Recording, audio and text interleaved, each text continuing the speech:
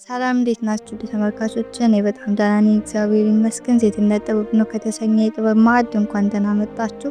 በክፍል 1 ማንነት እንዴት መጥፋት እንደሚጀምርና እንዴት እንደሚጠፋ አይተናል። ዛሬ ደግሞ በክፍል 2 ሲጠፋ ምን አይነት ስሜት እንደምናሳይ እናያለን።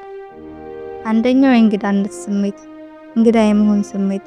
የራሳችን ቤት ውስጥ እንደ እንግዳ የመሆን ስሜት ይሰማናል። በየቀኑ ጧት ስንነሳ ፈጣሪን ከማመስገን ይልቅ ለሰዎች የሚያስደስትና የሰዎች የሚመች ማንነት አዲስ ማንነት ለመፍጠር መታገል። ከማንም ጋር ብንሆን የትም ቦታ ብንሆን የውስጥ ሰላም አይሰማንም፣ ምክንያቱም እውነተኛ የኛ ማንነት ሳይሆን በስጋት የታፈነው የማስመሰል ህይወት ስለሆነ።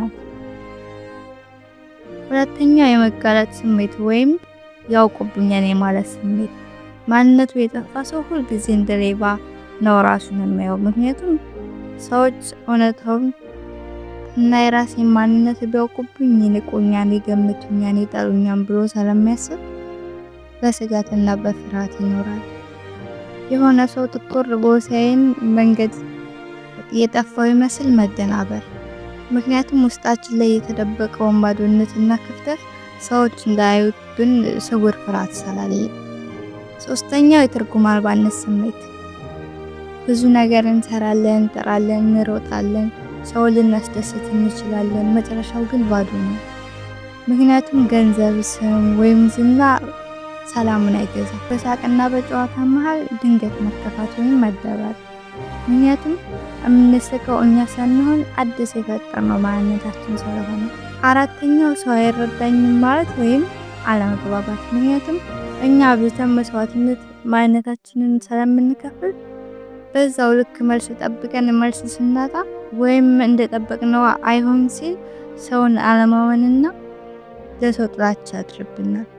አምስተኛ መጠራጠር፣ ለሰዎች ለምናሳየው መለማመጥ ወይም መልካም መስሎ መቅረብ ትኩረት ካሰጡን ወይም ደግሞ እንደምንፈልገው ካላዩን በራስ መተማመናችን እየቀነሰና እየጠፋ ተጠራጣሪ እንሆናለን። በትንሹ እነዚህን ካየን በሌላ ጊዜ በሰፊው የምናያቸው ይሆናል።